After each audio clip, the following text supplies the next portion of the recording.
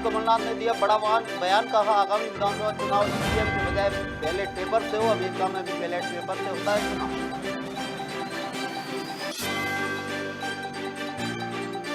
BJP प्रदेश अध्यक्ष we Sharma ने नगरीय निकाय और पंचायत चुनाव को लेकर की बैठक, का सुप्रीम कोर्ट के फैसले का किया जाएगा सम्मान।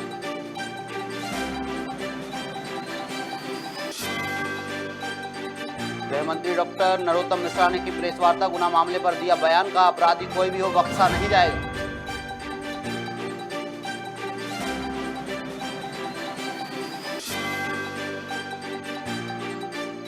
कोरोना को लेकर मंत्री विश्वास सारंग का बयान, का 24 घंटे मिले 23 नए मरीज। प्रदेश भर में कुल एक्टिव मरीजों की संख्या 254।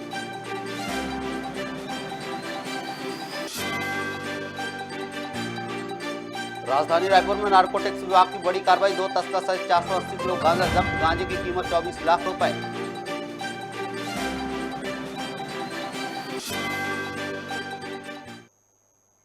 नमस्कार, मैं हूं, आप देख रहे हैं खबर भारत। खबरें विस्तार से। मध्य प्रदेश में दोनों ही पार्टियां आगामी विधानसभा चुनाव 2023 की तैयारियों में जुट गई हैं, जिसे लेकर बैठकों और बयानबाजी का दौर लगातार जारी है।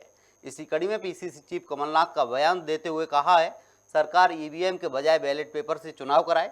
साथ ही उन्होंने कहा कि जब अमेरिका में बैलेट पेपर से चुनाव हो सकते हैं तो भारत में क्यों नहीं हो सकते। आगे क्या कुछ कहा है कमलनाथ ने, आइए आपको सुनवाते हैं। कि जो आज का सिस्टम ईवीएम का है, या तो ऐसा सिस्टम लाए जो एक दो देशों में है जहाँ बटन दबाया जाता है, आपका बैलेट निकल के आता है, आप वो बैलेट बॉक्स में डालते हैं। आप देख सकते हैं आपने क्या किया, पर यहाँ कौन सा बटन दबाया, कौन सा निकला, कौन सा रिजल्ट आया। और जब ये ईवीएम की शुरुआत कांग्रेस ने करी थी, उस समय की टेक्नोलॉजी बिल्कुल अलग थी। उस समय कोई वीपैट नहीं था, टेक्नोलॉजी बदल गई है।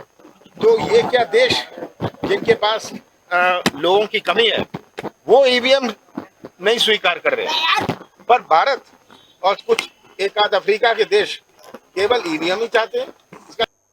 देश भर में कोरोना एक बार बड़ी तेजी से पैर पसार रहा है, जिसे लेकर चिकित्सा शिक्षा मंत्री विश्वास सारंग ने गंभीरता से लेते हुए बयान दिया है। इस दौरान उन्होंने कहा है कि पिछले 24 घंटे में 7,223 टेस्ट किए गए हैं, जिनमें 23 मरीज कोरोना पॉजिटिव पाए गए हैं, जिससे प्रदेश में एक्टिव मरीजों की संख्या 254 हो गई है और स्थिति को नियंत्रण में करने के लिए टीकाकरण तेजी से किया जा रहा है। घंटे में मध्य प्रदेश में लगभग 7,000 कोविड टेस्ट हुए हैं, जिसमें से 23 पॉजिटिव केस आए हैं। टोटल मिलाकर मध्य प्रदेश में अब 254 एक्टिव केस हैं। ये संतोष की बात है कि मध्य प्रदेश में कोरोना नियंत्रण में है, पर उसके साथ ही हम ये भी सुनिश्चित कर रहे हैं कि किसी भी तरह कोरोना का संक्रमण मध्य प्रदेश में ना फैले। और वैक्सीनेशन को लेकर हम विशेष रूप से कार्य कर रहे हैं और ये सुनिश्चित किया जा रहा है कि वैक्सीन जो भी एलिजिबल सेगमेंट है उसको समय से लगाई जाए और उसके लिए जो जो उपाय करने हैं वो किए जा रहे हैं। राजधानी भोपाल के भाजपा प्रदेश कार्यालय में नगरीय निकाय और पंचायत चुनाव को लेकर बैठक का आयोजन किया गया, जिसमें चुनाव संचालन समिति के सदस्य और प्रबंध समिति के सदस्य शामिल हुए। इस दौरान चुनावी रणनीति को लेकर चर्चा की गई, साथ ही चुनाव की रूपरेखा तैयार की गई। वहीं प्रदेश अध्यक्ष वी शर्मा ने कहा कि सुप्रीम कोर्ट का जो भी फैसला आएगा उसका सम्मान किया जाएगा। देखिए, ग्रामीण निकाय और स्थायी निकाय की हमारी चुनाव की प्रबंध समिति से लेकर जो अलग अलग प्रकार के हमारे समूह बने हैं, उनकी बैठकें हमारी नियमित चल रही हैं और अभी भी आज 2-3 बैठकें आज भी हैं। भारतीय जनता पार्टी इस चुनाव में पहले से तैयारी में जुटी थी और अभी ग्रामीण निकाय और नगर निकाय के चुनाव की तैयारी की दृष्टि से चाहे 17 तारीख को जो भी डिसीजन आएगा, माननीय सर्वोच्च न्यायालय का जो डिसीजन होगा उसका सम्मान करते हुए, लेकिन भारतीय जनता पार्टी का एक एक कार्यकर्ता बूथ लेवल तक चुनावी मैदान की तैयारी में है और इस ग्रामीण निकाय के और नगर निकाय के चुनाव में भारतीय जनता पार्टी इतिहास बनाएगी। मध्य प्रदेश के गृह मंत्री डॉक्टर नरोत्तम मिश्रा ने अलग अलग मुद्दों पर प्रेस वार्ता की, जहां उन्होंने गुना मामले पर बयान देते हुए कहा कि मामले में 4 लोगों की तलाश जारी है, अपराधी कोई भी हो बख्शा नहीं जाएगा। साथ ही धर्मांतरण मामले पर कहा कि तत्काल FIR हो गई है। मिशनरी स्कूल पर नजर रखने के लिए इंटेलिजेंस को निर्देश दिए गए हैं। दोनों विषय आ गए हैं, वो जो दोनों घायल हैं और वो जो दोनों एक एनकाउंटर में और एक वैसे जो पुलिस से होके बॉडियां मिली थी। बाकी तलाश 4 लोगों की जारी है। मैं समझता हूं कि जल्दी ही पुलिस को सफलता मिलेगी और ये बात हम स्पष्ट रूप से कह चुके हैं कि ऐसी कार्रवाई होगी कि नजीर बनेगी और आप देखते जाइए नजीर ही बनेगी। कोई भी अपराधी हो, कितना भी बड़ा हो, मध्य प्रदेश में बख्शा नहीं जाएगा। कानून अपना काम करेगा। ये समझ लें इस तरह के जितने भी लोग हैं वो तत्काल FIR कर दी गई है उस पर और उसके साथ ही जितने भी मिशनरी स्कूल मध्य प्रदेश के अंदर हैं उनके अंदर इस तरह की गतिविधियां चल तो नहीं रही है। इंटेलिजेंस को हमने कहा है कि इन सब पर भी नजर रखें। राजधानी भोपाल में जल संकट पर सियासत शुरू हो गई है। आपको बता दें, कांग्रेस विधायक आरिफ मसूद ने सरकार से मांग करते हुए कहा कि नगर निगम की जिम्मेदार अधिकारियों पर कार्रवाई की जाए। साथ ही 10 मई को नगरीय प्रशासन मंत्री भूपेंद्र सिंह ने कलेक्टर को पत्र लिखकर जल संकट के बारे में बताया था। वहीं मांग पूरी न होने पर आंदोलन की चेतावनी दी है। ये सच है, निगम में सेटिंग नहीं है। निगम की पूरी निगम सेटिंग में डूबा हुआ है। मैंने इसीलिए कहा था कि सेटिंग से मकसद नहीं है। पानी एक ऐसी चीज़ है जो प्रत्येक व्यक्ति के पास जाना चाहिए। इसका ये एक बहुत बड़ा मुद्दा है। 15 लाख लोग प्रभावित रहें। आप हम सबको मिलकर इस पर कार्रवाई कराना चाहिए, अन्यथा भोपाल को इसी तरह की परेशानियां फिर आगे झेलने को तैयार रहना पड़ेगा, क्योंकि ये जो दिल चाहेगा मनमाई ढंग से हर कुछ भेजा आपके ऊपर ला देंगे। इसलिए मैं अनुरोध करूंगा, भूपेंद्र सिंह जी ने मुझे अभी आश्वस्त किया है, तो इसलिए मैं आपके माध्यम से उनसे भी दरख्वास्त कर रहा हूं और आप लोगों से भी चाहता हूं कि सब मिलकर एक आवाज़ उठाएं कि जो 15 लाख जनता परेशान हुई है उसके लिए कब कार्रवाई की जाएगी, किस तरह की कार्रवाई की जाएगी, वो सरकार सामने लाए। भोपाल की जनता को जो पानी अभी दिया, जो गंदा पानी आ रहा है, वो गंदा पानी मैंने जो सुझाव दिया था जिसको नहीं माना गया, मैंने कहा था कि आप पहले, मैंने पवार को बोला कि भाई साहब ये चालू करने से पहले आप लाइनें जोड़ दो और जो पूर्वता पानी चल रहा है वो सुबह के समय चलाओ और शाम के समय में अपनी टेस्टिंग का पानी करो, ताकि लाइनों में जो गंदगी भर जाती है वो निकल जाएगी और जब बिल्कुल पानी ठीक ठाक हो जाए तो आप जो कोलार का या जैसा आपका डिस्ट्रीब्यूशन प्लान है वो आप सेट कर देना। लेकिन हठधर्मी और भ्रष्टाचार से दलदल हैं, उनको इतनी सारी जिम्मेदारियां मिली हैं, उनके ऊपर जल कार्य विभाग का एक्सटेंशन पे एक्सटेंशन मिलता है। मैंने विधानसभा में सवाल करा, उसका जवाब गोलमाल दिया। उनको बार बार एक्सटेंशन क्यों दिया जा रहा है, इसका जवाब सरकार दे। क्यों उनके पास हाउसिंग फॉर ऑल का भी काम है, क्यों जितनी बड़ी 500 करोड़ की करीब योजनाएं उनके पास हैंगी, इसका सवाल नगर निगम दे और सरकार दे। राजधानी भोपाल से धर्मांतरण का मामला सामने आया है। दरअसल वैरागढ़ के CMS स्कूल कैंपस में धर्म परिवर्तन कराया जा रहा था, जिसकी सूचना मिलते ही मौके पर पहुंची पुलिस ने छापा मारा, जहां बड़ी संख्या में लोग मौजूद मिले, जिसका वीडियो भी सोशल मीडिया पर तेजी से वायरल हो रहा है। वहीं इस मामले में गृह मंत्री नरोत्तम मिश्रा समेत विधायक रामेश्वर शर्मा ने सक्रियता दिखाई। साथ ही गृह मंत्री ने फोन कर त्वरित कार्रवाई के लिए थाना प्रभारी को बधाई दी।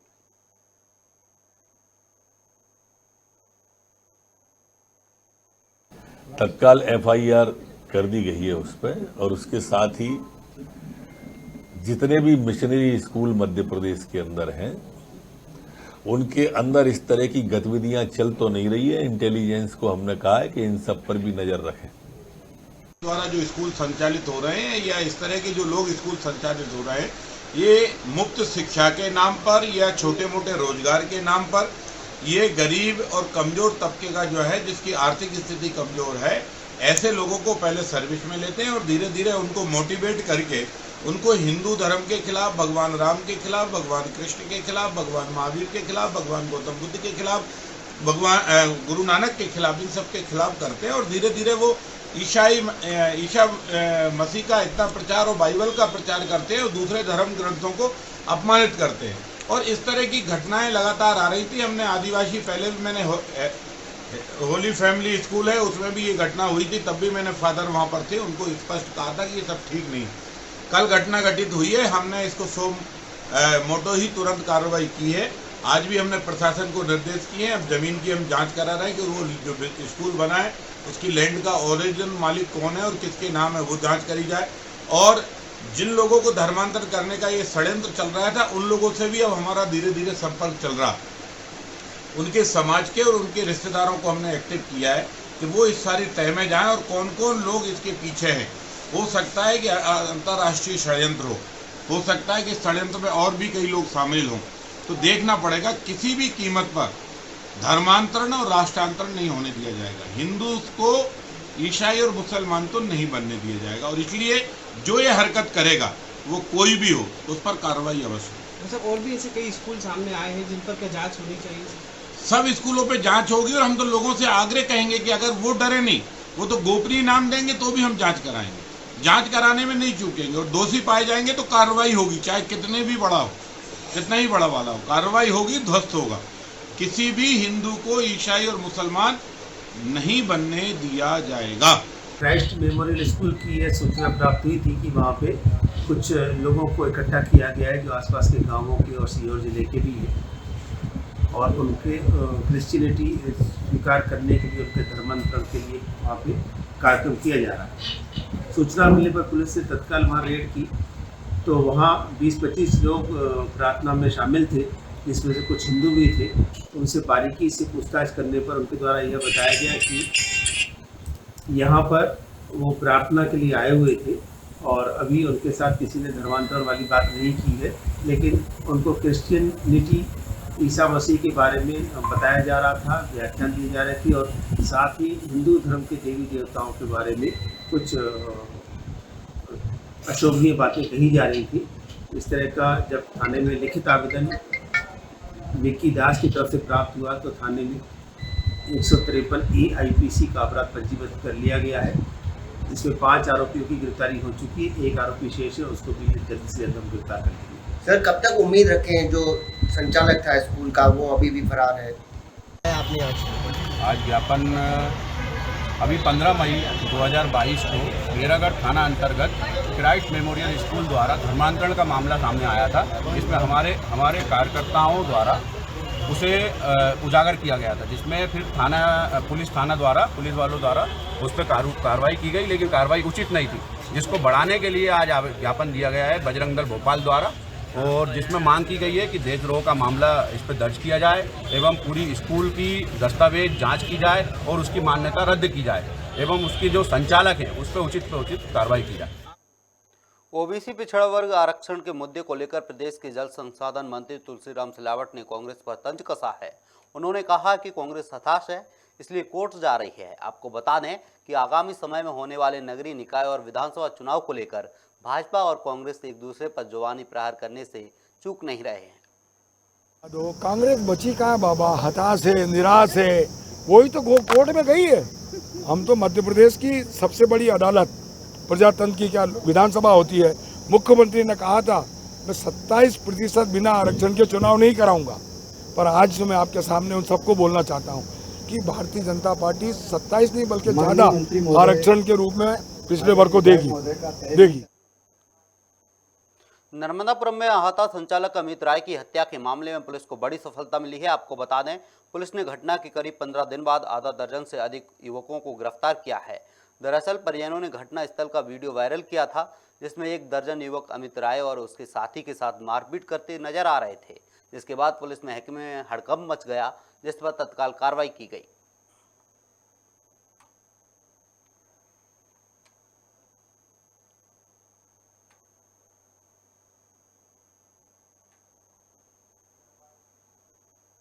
छत्तीसगढ़ के सरगुजा में हसदेव अरण्य बचाओ आंदोलन में शामिल हुए, जिसका नेतृत्व गोंडवाना गणतंत्र पार्टी के 9 सदस्य की जांच कमेटी कर रही थी।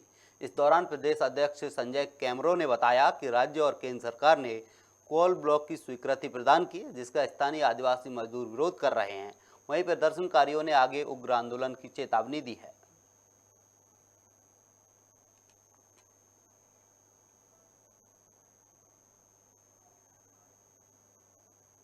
राजधानी रायपुर में सैकड़ों की तादाद में बीजेपी नेता और कार्यकर्ताओं ने जेल भरो आंदोलन किया। आपको बता दें, भूपेश सरकार किसी भी आंदोलन के लिए 100 लोगों से ज्यादा की अनुमति नहीं देती, जिसके विरोध में बीजेपी यह आंदोलन कर रही है। साथ ही इस फैसले को वापस लेने की मांग कर रही है। मिल रहे हैं तो अन्य राज्यों की बात करते हैं तो अन्य राज्यों की बराबरी करें।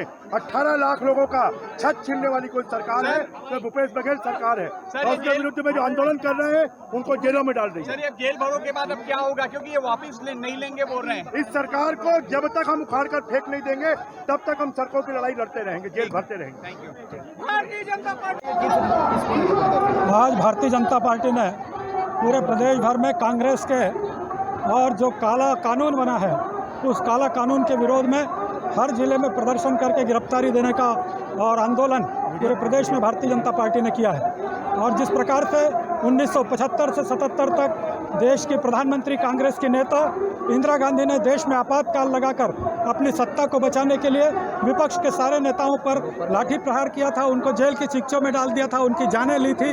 उसी प्रकार ये कांग्रेस का जो चरित्र है आज छत्तीसगढ़ में वैसे ही जैसे जोगी शासन में और जो भूपेश बघेल जी उस शासन के एक अंग थे, वाणिज्य राजस्व मंत्री थे, उसकी पुनरावृत्ति आज इसी चौक पर जब जोगी शासन ने हमारे नेताओं को बुरे तरह से पीटा था, नंद कुमार साई जी के दोनों पैर तोड़ दिए गए थे और लखीराम अग्रवाल जी को डंडों से पीटा था, वही पुनरावृत्ति आज लोकतंत्र की आवाज़ को दबाने के लिए इस प्रदेश का नौजवान अपनी आवाज़ नहीं बुलंद कर सकता, इस प्रदेश का किसान अपनी आवाज़ नहीं बुलंद कर सकता, इस प्रदेश का आदिवासी अपनी आवाज़ बुलंद नहीं कर सकता, इस प्रदेश के बेरोजगार को बेरोजगारी भत्ते की मांग करना है वो नहीं कर सकता, आंगनबाड़ी के कार्यकर्ता नहीं कर सकते, राजनीतिक दलों के नेता कार्यकर्ता भी सड़कों।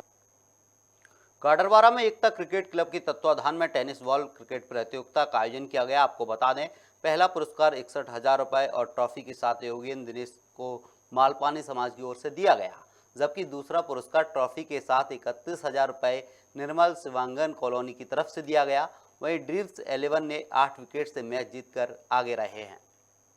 शहर और गाडावारा का क्षेत्र किसी परिचय का मोहताज नहीं है। यहाँ पे बहुत सी प्रतिभाएं निकल के आध्यात्मिक रूप में भी निकल के आई हैं और फिल्म जगत में भी निकल के आई हैं और उस तरीके से जिस तरीके से IPL पूरे विश्व में देखा जा रहा है और उसी की तर्ज पे यहाँ पे GPL रखा गया है। निश्चित ही ये आयोजक मंडल इसके लिए बहुत बधाई के पात्र हैं और खासकर यहाँ पे जितने व्यापारिक प्रतिष्ठान हैं जिन्होंने अपना एक टीम को परचेज करके यहाँ पे जो टीम संगठित करी है, निश्चित ही प्रोत्साहन के लिए की है उन्होंने, तो निश्चित ही यहाँ के व्यापारी वर्ग जिन्होंने यहाँ पे टीम ली है वो भी एक साधुवाद के धन्यवाद के वो हैं। साथ ही साथ यहाँ पे जितने भी जो प्रतिभागी यहाँ पे पार्टिसिपेट कर रहे हैं इस गेम में उनको मेरी बहुत बहुत ढेर सारी शुभकामनाएं, बधाई। रतलाम शहर में जल संकट को लेकर कांग्रेस ने हल्ला बोला। इस दौरान विधायक के घर का घेराव कर ज्ञापन दिया गया, लेकिन विधायक के निवास जाने से पहले प्रशासन ने कड़े इंतजाम कर लिए थे और बैरिकेड्स के साथ भारी सुरक्षा बल लगाकर कांग्रेसियों को रोक लिया गया। इस दौरान कांग्रेसियों और पुलिस के बीच धक्का मुक्की हुई। वहीं शहर में पानी देने का कोई समय निर्धारित नहीं है, जिसको लेकर रतलाम की जनता काफी परेशान है। इसके बाद भी आंदोलनकारियों को विधायक से नहीं मिलने दिया गया। शहर की समस्या को लेकर और जल संकट को लेकर शहर विधायक के घर ज्ञापन देने जा रहे थे, उनसे मांग करने जा रहे थे कि आपने जो वादा किया था वो पूरा करें और प्रतिदिन जल प्रदाय करें, लेकिन प्रशासन ने हमें जाने से रोका और काफ़ी संघर्षों के बाद भी प्रशासन ने नहीं जाने दिया। शहर विधायक की इतनी तानाशाही है कि प्रशासन का उपयोग कर आम जनता को उनसे मिलने के लिए रोक रहा है। तो कहीं ना कहीं ये देखा जा सकता है कि शहर विधायक जो है जनहितैषी विधायक नहीं है और जनता का प्रतिनिधित्व नहीं है, केवल अपने पैसे और धन बल के दम पर ये चुनाव जीता है। पिछले कई समय से रतलाम शहर नारकी जीवन हमारे नारकी जीवन व्यतीत कर रहे हैं। शहर में पीने के पानी की भयंकर किल्लत है। जो नगर विधायक और जिला निगम प्रशासन ने पूर्व में वादा किया था कि प्रतिदिन पानी दिया जाएगा और प्रदेश के मुख्यमंत्री से भी उन्होंने घोषणा कराई, उसके उपरांत आज ये स्थिति बन रही है कि कई क्षेत्रों में 4-4, 5-5 दिन तक नल नहीं आ पा रहे हैं। हमारी माताएं बहनें पानी के लिए इधर से उधर भटक रही है।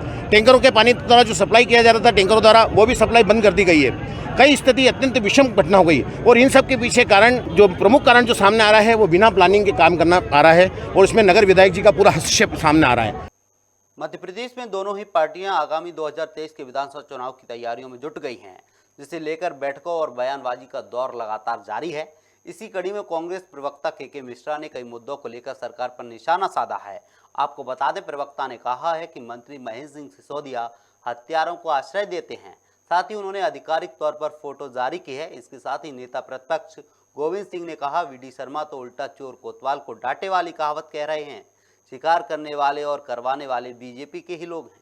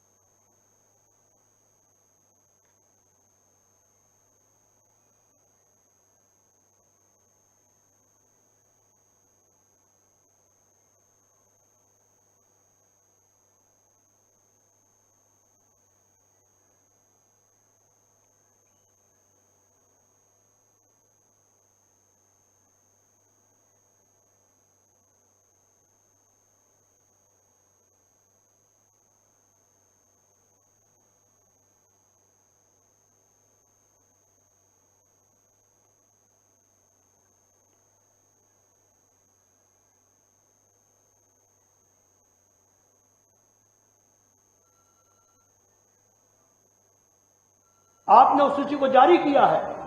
आप आरोप लगाते हैं दिग्विजय सिंह जी पर। आपकी सरकार, यदि मुख्यमंत्री जी कह रहे हैं कि शिकार एक दिन में नहीं होता है, तो मुख्यमंत्री जी उन शिकारियों का आश्रयदाता आपकी सरकार का मंत्री महेंद्र सिंह सिसोदिया है, जो हत्यारों के संरक्षक को और हत्यारों को अपने बगल में बिठाकर लंच और डिनर कर रहा है।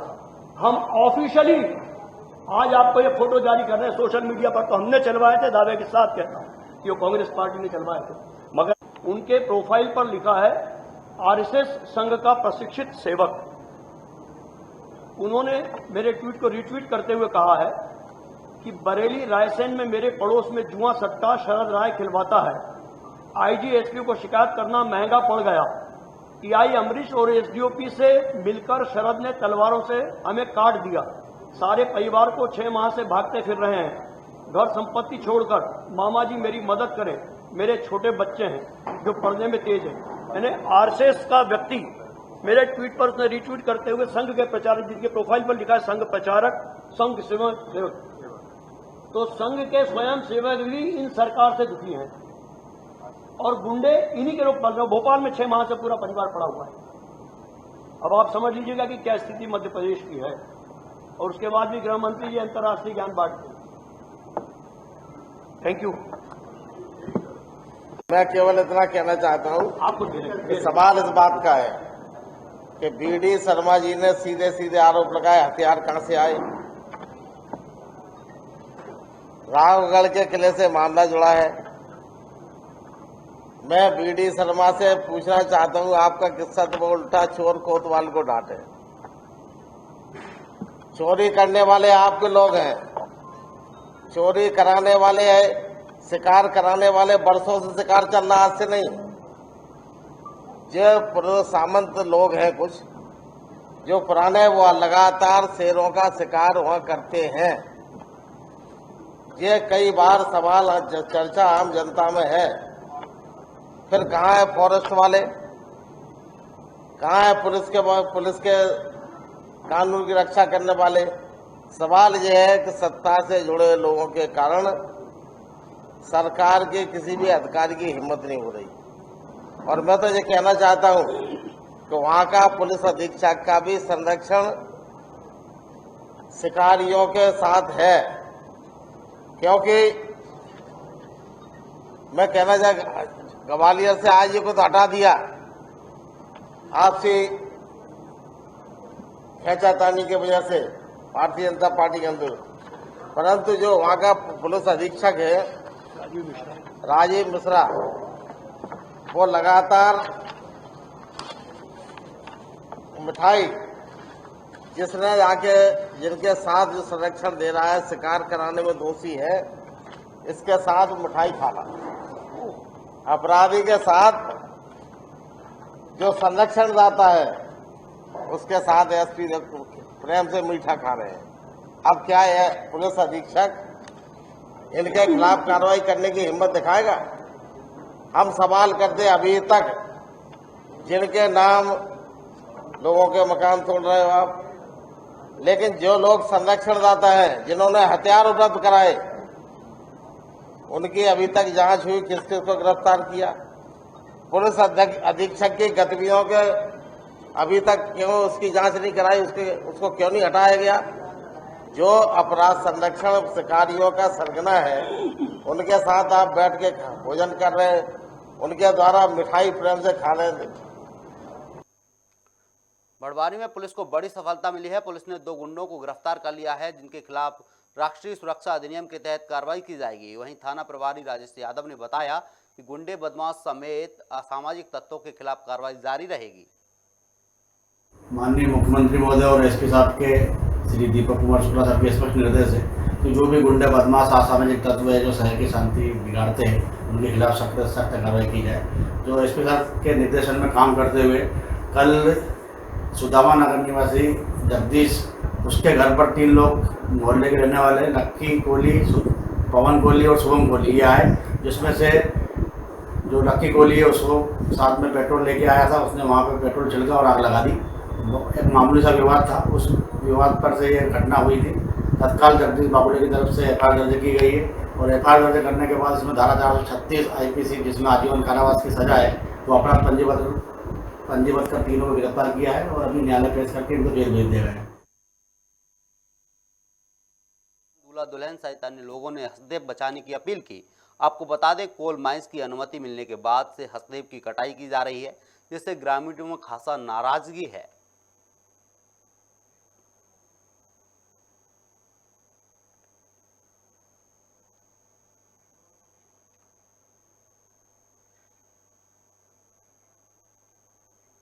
भारतीय मानव अधिकार एसोसिएशन ने नवीन कार्यकारिणी का विस्तार करते हुए प्रदेश महासचिव डॉक्टर विजेंद्र नागर की अनुशंसा पर राजेंद्र सिंह राजपूत को संभाग का संगठन सचिव बनाया है, तो वहीं डॉक्टर दिनेश प्रजापति को राजगढ़ जिला अध्यक्ष की कमान सौंपी है।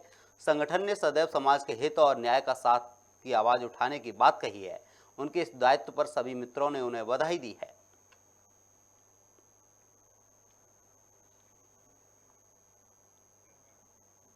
फिलहाल इस बुलेटिन में इतना ही। आप बने रहिए खबर भारत के साथ। नमस्कार।